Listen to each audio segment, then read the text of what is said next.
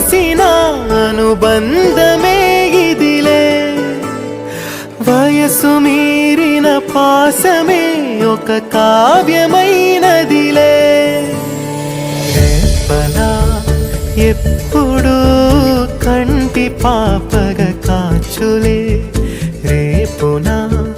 మాపునా చంటి పాపగ చూచులే